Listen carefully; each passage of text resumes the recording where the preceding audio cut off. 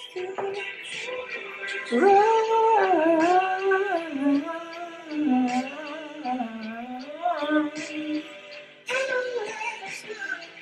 friends, it's Unicorn Princess here, and we're still on the floor. This room is still being decorated, but at least now there's like cool shelves behind me with stuff on them. Wait for the room tour, I'll show you it all. I decided that today I would make a video for newbie baby Lolitas. People who would like to be a Lolita, people who have just started out in Lolita, who are kind of nervous about making mistakes or just like doing something wrong, or who are not sure about how to put the whole shebang together and etiquette.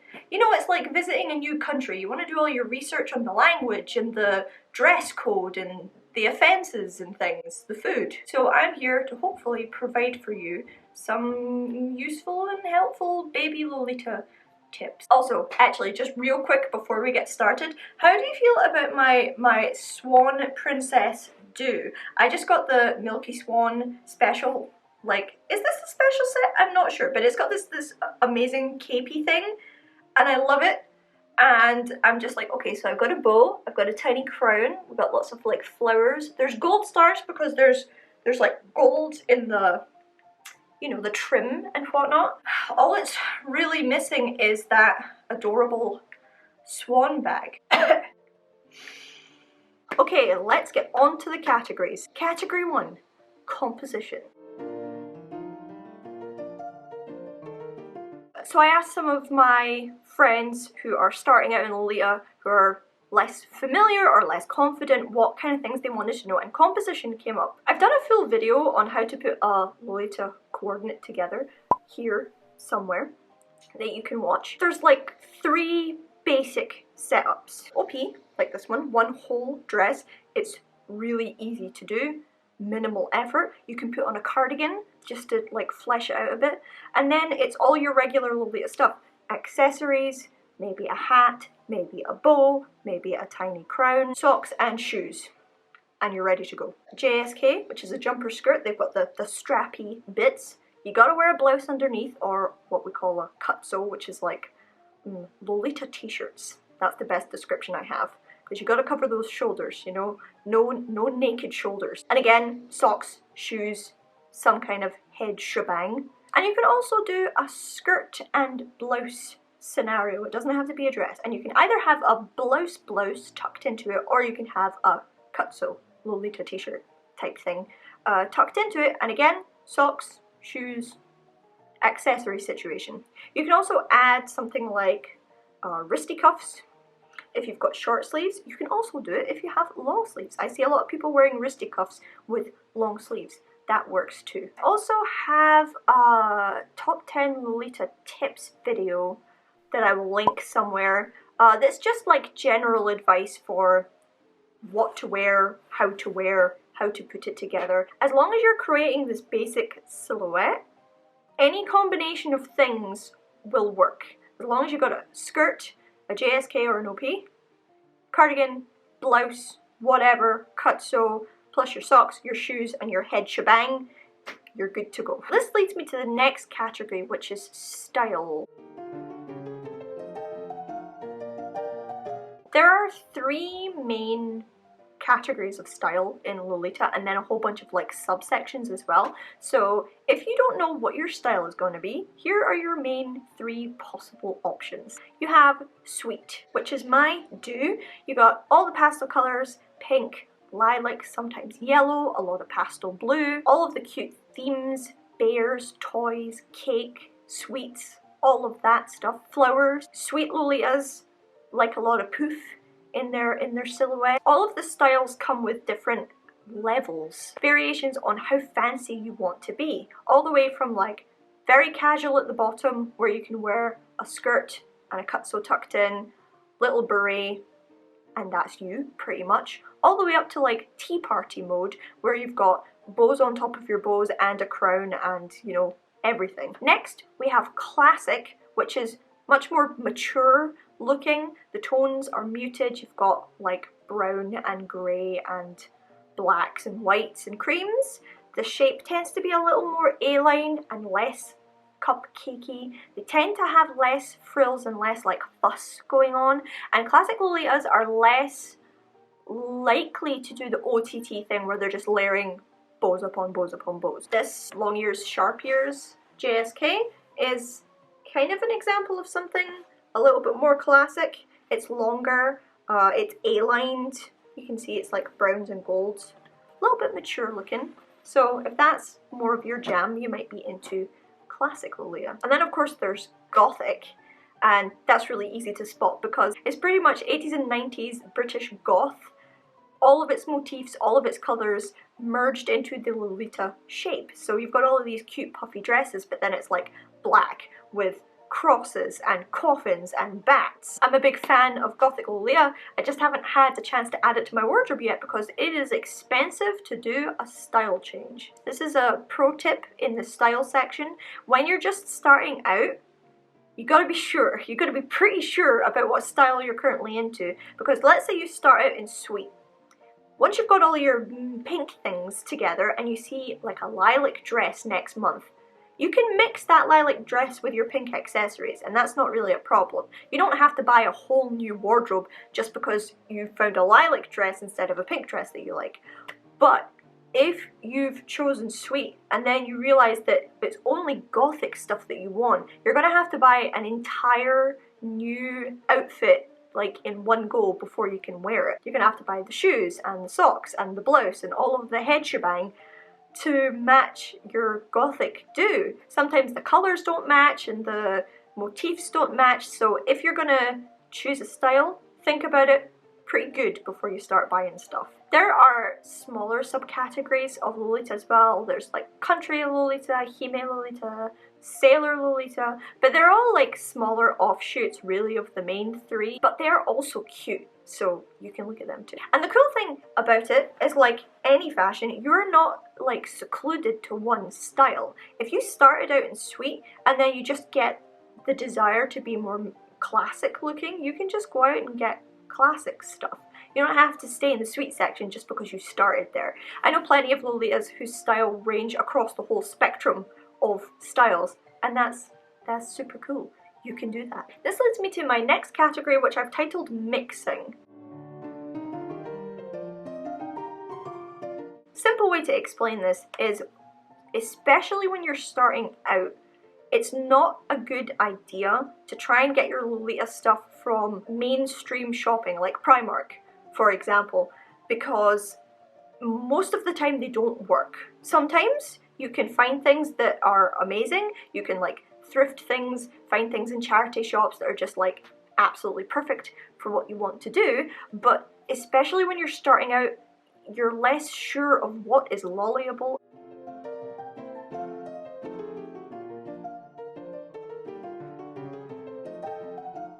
and what isn't.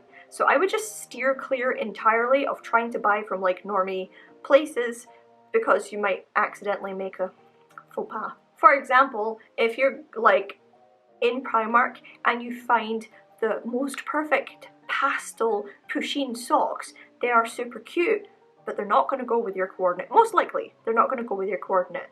I know that when I first started out, anything that looked cute I thought would work. It doesn't. Some people will get accessories and things from places like Claire's, and again, once you've narrowed down your laser vision, your Lolita laser vision, it gets a bit easier to tell what will work and what won't. And then maybe you can pick up like little bits and pieces in somewhere like Claire's. But I would say until you're more confident and you know what you're looking for, just avoid mixing this fashion with like mainstream fashion. When you're shopping for your outfit and putting things together, people have a tendency to drop the ball when it comes to shoes, and I'm not sure why, but it is very hard to match normal, regular fashion shoes with Lolita fashion. So when you're starting out, I would say just only buy from some of the places I've listed where the shoes are specifically made for Lolita fashion, because it's really hard to find non-lollyable shoes that work with Lolita. So especially in the start, I would just not. However, Colin and I were going to go to Shanghai this year before the whole virus thing happened, hopefully going next year, and I bought these shoes from a company called Grace Gift. links, with the hopes of wearing Lolita outfits in Disneyland in Shanghai while also having comfortable feet. Because you know what it's like when you go to Disney and your feet are just killing you, but you also want to look cute? First world problems. So I got these. They're like little trainers, sneakers, but they're princessy. And I tried them on with some of my dresses and they totally match. Like, they totally work. They're sparkly, they're very comfortable, and they're flat.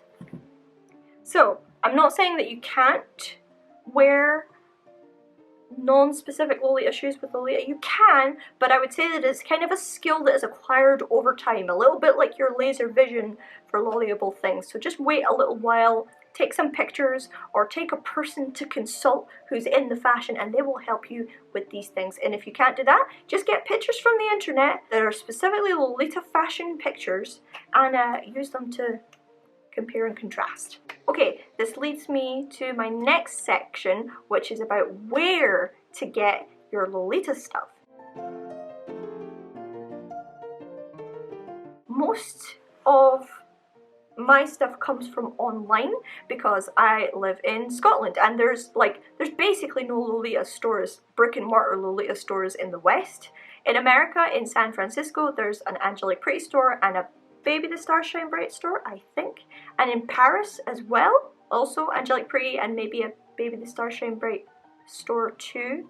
But, you know, if you're not actually going to Japan to get Lolita stuff, you're probably going to have to buy it online. But that's okay, because I have a list of places that I frequently get my Lolita stuff from online. So, the first one is Lace Market. I will link it in the descriptions below. Lace Market is awesome. It's secondhand because brand new Lolita stuff is really expensive. Let's just get that out the way. If you want to buy brand new Lolita stuff, you can go to Angelique Pretty online. There's a Paris, an American, and a Japanese version that you can go to. You know, Baby the Stars Shine Bright online as well. A couple of other ones, but they're really expensive. And most of us, I would say, probably don't have the money to buy it like fresh out of the oven. I would recommend the secondhand, and Lace Market is great for that. And what's great about Lace Market is you don't need a shipping service. You can just buy it and get it sent to you, and it's great. I've bought loads of things from Lace Market. I would also recommend Rakuten. I talked about it before. It's kind of like a Japanese eBay. Again, it's secondhand, but there's so much stuff on there. You need a shipping service to buy from Rakuten. I use White Rabbit Express. I will link them in the description. You can ask them to mark the value on your package down so that you don't get hit by like customs fees and things like that. So that's really useful. It saves you a lot of money because the customs fees thing is an absolute freaking nightmare. I wrote down the exact address for how, like, where I access Lolita stuff on Rakuten. Okay, so it's frill, fril.jp/search/angelic% 20 and that's where I get all my Lolita stuff from, on Rakuten. It's also Closet Child, again, secondhand. There's a bunch of stuff in there. You can use White Rabbit Express to buy from Closet Child as well, because Closet Child is Japanese and White Rabbit Express buys from only Japanese stores, I think. Then there's a Wunderwelt, or Wunderwelt, which is a German secondhand. Oh, and if you want to buy cheaper Lolita stuff, but for new, you can go to Bodyline, which is also in the description below. They used to have a bad reputation for being quite costumey, but they've improved quite a lot over the years. And they're not too difficult to buy from either, and you also don't need a shipping service.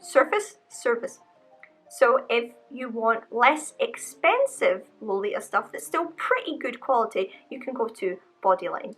Now there are two like Chinese resellers that I can recommend for accessories and shoes and things. They're a little bit hard to navigate, but I found some awesome stuff. I actually just bought a pair of like glittery shell Lolita shoes that are freaking beautiful, and they came from AliExpress, also link in the description.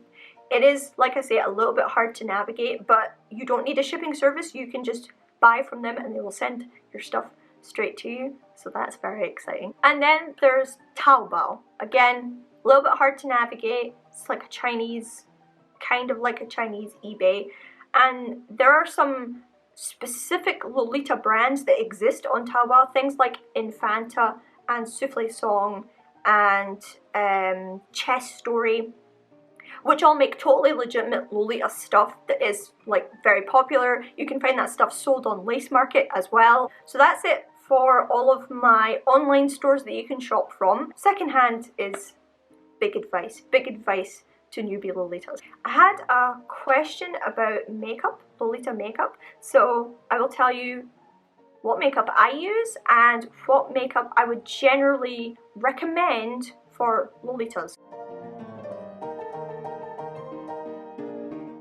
The idea behind Lolita fashion as a look is to be kind of pretty and modest at the same time. The point is to dress for you. We're trying to stay as far away from like sexualization or objectification or anything, so it's just a bunch of girly people dressing for ourselves, right? So when it comes to makeup, it's normally pretty basic. Most Lolitas don't do big extravagant makeup unless there's a tea party with a theme, and then we go a little bit crazy with stickers and glitter and stuff. But generally the advice is as natural and as neutral as possible, almost to make it seem like you're not really wearing makeup, but basically whatever you're comfortable with. So I will show you what I use. They're all really grubby, but I've got Estee Lauder foundation. I have very pale skin, and this evens me out and gives me a nice smooth look. And then I literally just cover myself in a Too Faced powder. There's like a kind of an ivory color in here that I like to brush over my entire face. I use a little bit of the darker stuff for contouring. Conan? Boss. What? Boss, please. What? Give me the pussy, boss. I just wanted to know you, honestly. Wow. Love you. Love you. Depending on what cord I'm wearing, I'll wear some of the shades on my eyelids, and some of the darker ones I use to contour my jawline because I have a very soft jawline and sometimes I just need to add a little bit of shadow. This is a Unicorn Hearts like highlighter. I can't open it because it is dusty and broken as hell, but it's got this kind of like shiny luminous thing going on. I like to brush that on my nose to give my nose a little bit of, I don't know, definition, and I like to have a little bit of a glow going on. Depending on what look I'm going for, if I want, if I'm wearing something with red in it, I like to bring out the red in my lips. If I'm wearing something very pink, then I like to wear, it's like Sailor Moon lip balm stuff. You can put it on your lips or on your cheeks. Look, I'll show you. Ta-da! And you literally just like rub it on there, and that's it. A little bit of stuff for my eyelashes. Again, if it's like a special occasion, we'll put on like fake eyelashes and stickers and gems and things, but just for your regular Lolita do, it's a pretty casual, pretty chill, not too much going on situation, I would say. If I haven't linked already, here's a video of Lolita makeup tutorial being commentated on by cute boys. I think the last section might be the biggest part, and that's about like Lolita society. So I wanted to outline some basic facts and some kind of do's and don'ts, I guess, for the newbie Lolitas. So the Lolita community is like any other community. It has some awesome people, it has some not so awesome people, and you can't expect that everyone is going to get on. Sometimes people are going to clash and it's not going to work, and that's fine.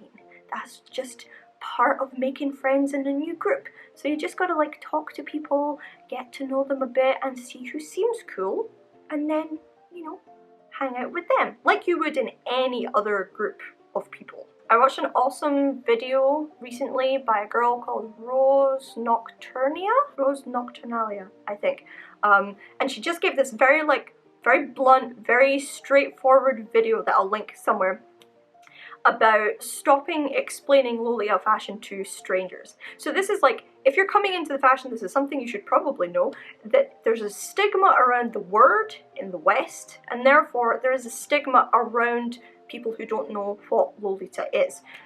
From iShop, people decide that it's like fetishy or inappropriate or whatever, and sometimes, occasionally, you might get the odd comment from a person, or maybe some rubbernecking. But I mean, let's be honest, it does look pretty outlandish. No one else dresses like this. So you should expect a certain amount of attention, and that's okay. It just comes with the territory of looking different. But you should not be expected to take abuse. If people are going to be mean or say horrible things, you don't have to stick around for that, so just like tell them to fuck off. But Rose does this video explaining that basically we're in a subculture, and subcultures exist because there's a norm and then there's a not norm, basically.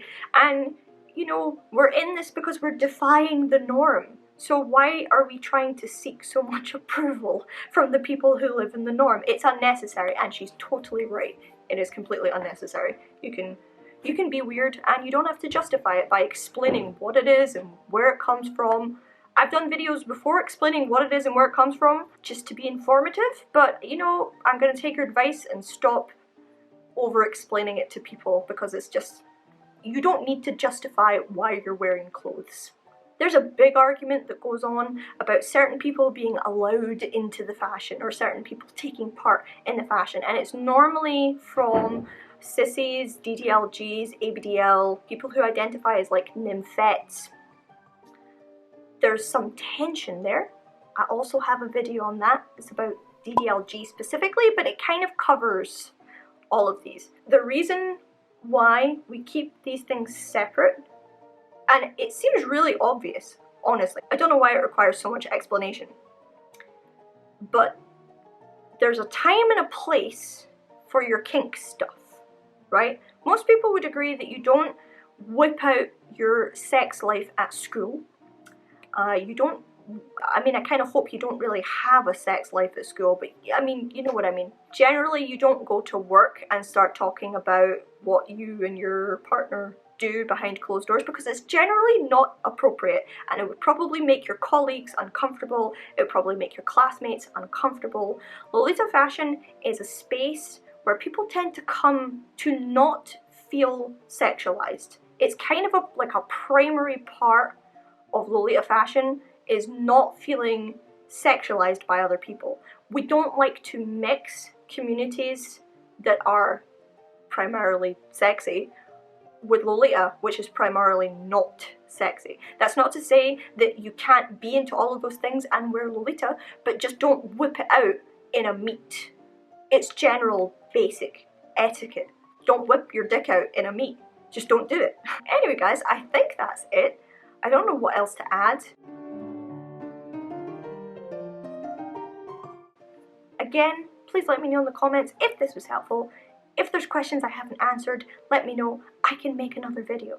I hope that things are going good for you guys, and I hope you enjoyed this video, and I'll see you all next time. Alright. Love.